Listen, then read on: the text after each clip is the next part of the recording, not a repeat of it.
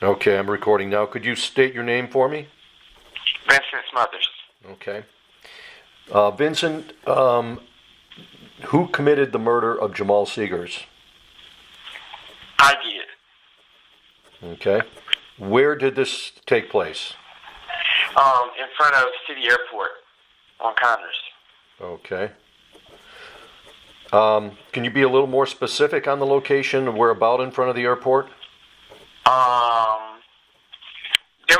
There's an entrance to the actual building that's at City Airport, and it happened pretty much in front of that entrance. What would be okay on one side of the street is all airport, so the other side of the street is where the streets are actually at, and it would have been across from Whithorn on Connors. Okay. And when did this happen? September 6th of 2004. Okay. And how did you know Jamal Segars? I didn't know him personally, just as being one of the bigger, better known drug dealers in the city. So you knew him through reputation? Right. And did you know him by sight? Yes. Okay. Did he have a street name? Q. Okay. Did anybody else participate in this murder? I was with somebody else. His name was Jeffrey Daniels. What's his name? Jeffrey Daniels. Jeffrey Daniels, okay. And what relationship was Jeffrey Daniels to you? Just associates. Okay. Okay, can you describe how this murder happened? What happened?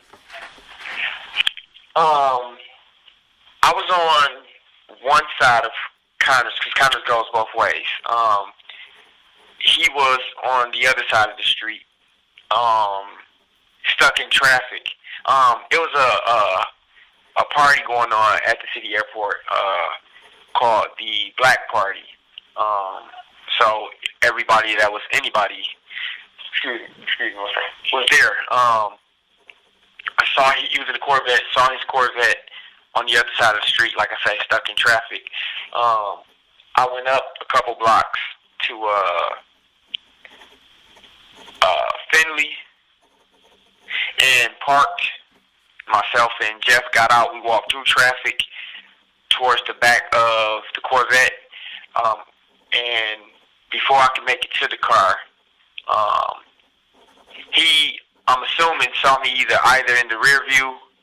I don't think he turned his head around to see me, so I believe he saw me approaching in the rear view. And before he can get a chance to reach for a gun or weapon, I opened fire before I made it to the driver door.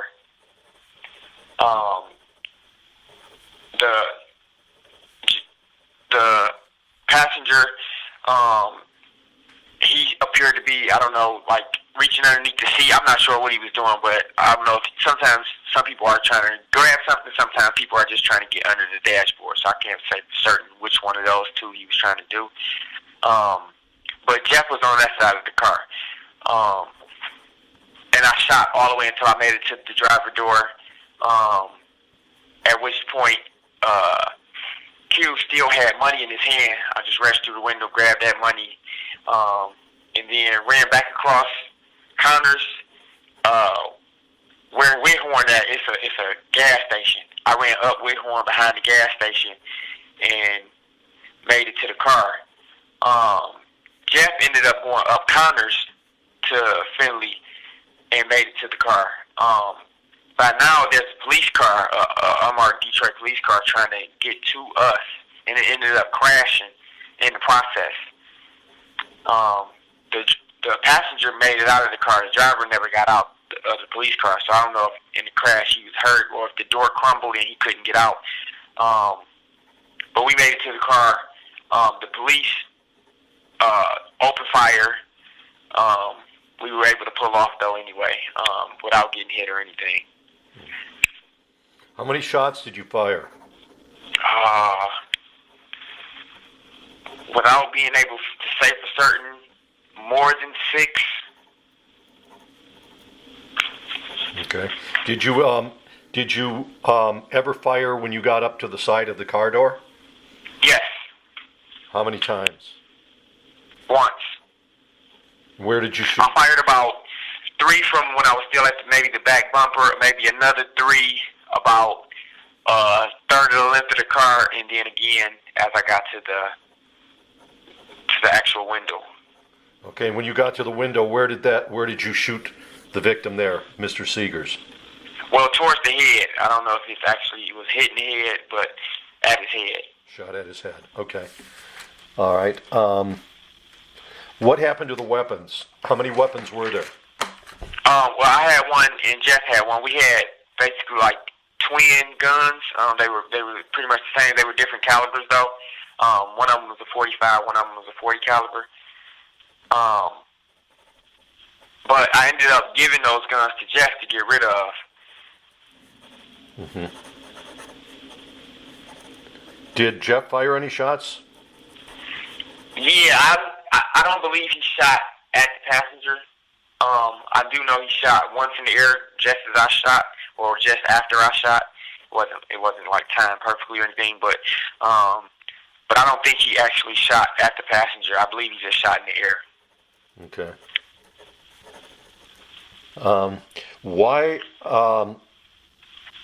Why did you decide to come forward, and how did this happen? Well, I don't know if you. Well, I guess I'm assuming from your letter you're familiar with my reputation. Yes. And so I didn't. Let me see what's the best way to put this, because I don't want to say I didn't care that somebody was locked up. It wasn't that. But it didn't. At the time when all this happened, it didn't affect me that somebody was locked up. I mean, I was free, so there was no reason for me to say, "Hey, y'all got the wrong guy." And so, for the longest, probably, since I've been locked up, I had been hearing about, this particular incident. Well, this is not the only thing I hear about, but anyway, I was hearing about this particular incident. And so I had actually started this whole process that we're going through now before I ended up coming here. And then when I came here, the actual guy that was locked up for it was here. Jeff ended up actually getting killed like a couple weeks after this happened. So, that's, his part in it is. So the guy that's locked up, his name is Thelonious Searcy? That sounds about right. Okay, so how did you find out that he was charged with a crime? I've been at several prisons with people who knew him and know him. And actually I didn't know that was his name because, I know street names. So did somebody tell you that this person was incarcerated for the murder? What happened was I was talking. I'm not sure if you're familiar with this the way all this stuff go, but you tend to make friends with people or get cool with people, and you get talking. Y'all get to sharing situations, and so in the process of doing that, I was telling somebody about this situation, and they didn't know him. They knew somebody who knew him, so it wasn't a direct link. But they told somebody else that they know, like, hey, everybody calls me Vito. Vito was like, hey, Vito, was talking about this, and I was like, I know who locked up for it. And so that's how I ended up. Then I ended up connecting with that guy and ended up telling him like everything that happened and all that stuff. And how did you connect with him? We were in the same prison. So you actually spoke with him? Who are you speaking of? The person that's incarcerated for the murder of Jamal Segars, Thelonious Searcy. Oh no! This was like I said. This was a while ago. I ended up actually seeing. He ended up being here when I got here, though. Okay. Yeah. Searcy was there. Right, correct. So how did you find out his name, and how did you contact him to let him know that you had committed the crime? That's where I'm a little confused. Oh, like I say, and technically I still don't know his name. I know his name is Searcy, but he has a complicated name. I know like I said, I know his street name. Did you write him a letter? Yeah, yes. I ended up doing all of that, yeah. Okay. And what did you say in the letter? Basically, kind of what I told you. That I heard you was locked up for it. I've been trying to take care of it. Well, at the time I was taking care of the situation with Devontae Sanford, trying to get that situation taken care of. And so, explaining that to him, it's unfortunate, but here's what the situation is. Mm-hmm. Because I know how hard it was for Devontae going through this whole process, and so I know that this isn't even guaranteed. Right. And yeah. Where were you incarcerated when you wrote the letter? I believe I'm not sure. You move prisons a lot. I might have been at Michigan Reformatory. I might have been at Alger. But I'm not exactly sure. Okay. And then but I know I was actually at another whole different prison when I originally heard about this situation. So. Okay. And then did you eventually send him an affidavit as well? Yes. Okay.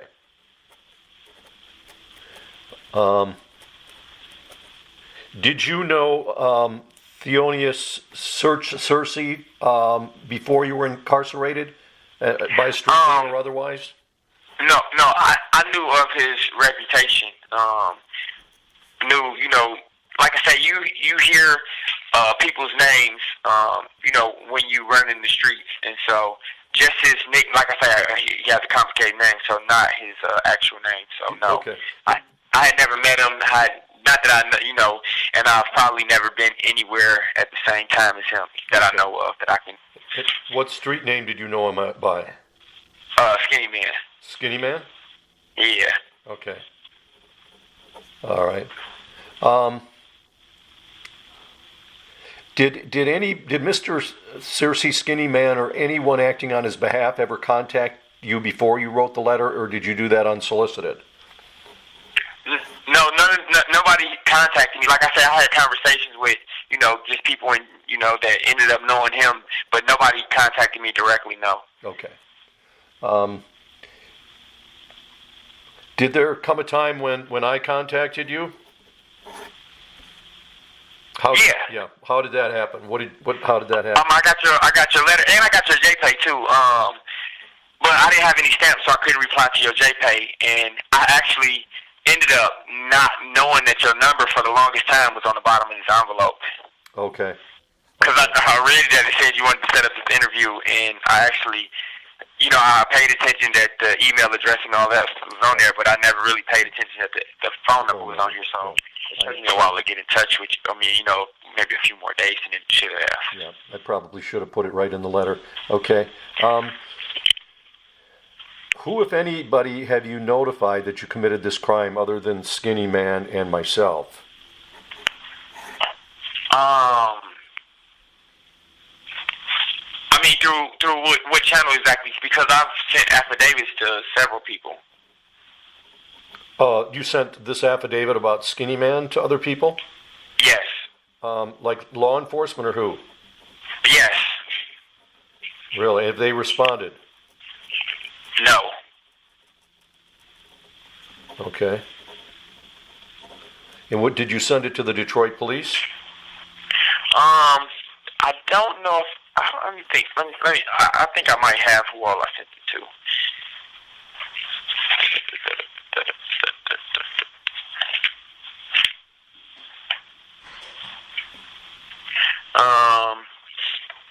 Ronnie Dow with one of the news organizations. Actually, several news organizations.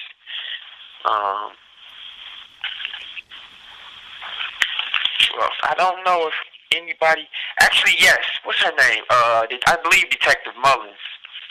Actually, if I'm not mistaken. I don't have it here, but I believe to Detective Mullins. Mullins? Yes. Mullins? Mullins. I believe that is correct. And that's from DPD? Yes. Well, like I say, I went through the whole thing, almost 10 years ago now, so I don't know that she even still is working for DPD. Okay.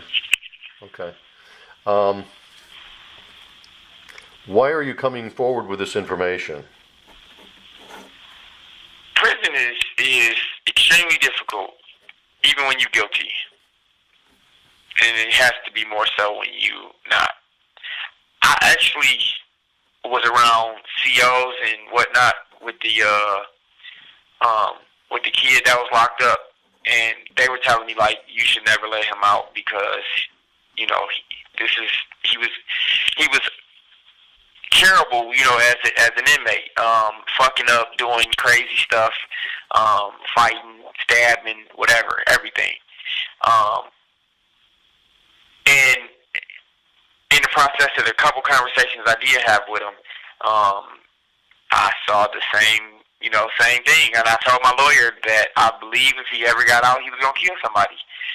Somebody ended up explaining to me something that I didn't look at was, how would you feel, if you were 14 in prison basically for the rest of your life for something you didn't do?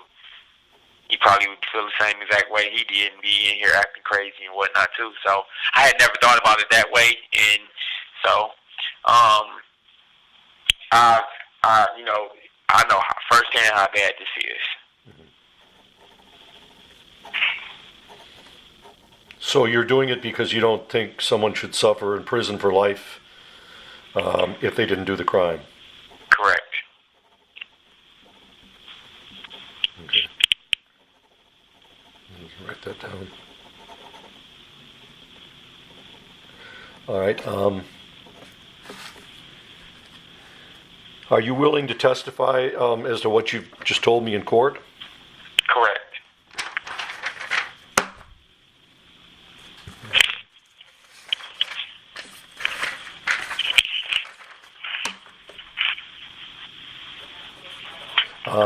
Did anybody either bribe, coerce, promise you, or threaten you to tell me what you've told me?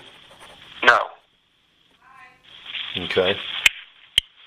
And then I was wondering if I sent you like a Google Earth map, an aerial map of the airport, would you be able to mark an X where the Corvette was parked, absolutely. and then write in there in your handwriting, this is the spot where absolutely. And sign that, and maybe have the notary look at that. Yeah, we have notary in our unit, so that's no problem. Okay. So, is there anything I didn't ask you about this that you think is important, or do you think I've covered everything? I think you pretty much covered everything. Okay. All right. So,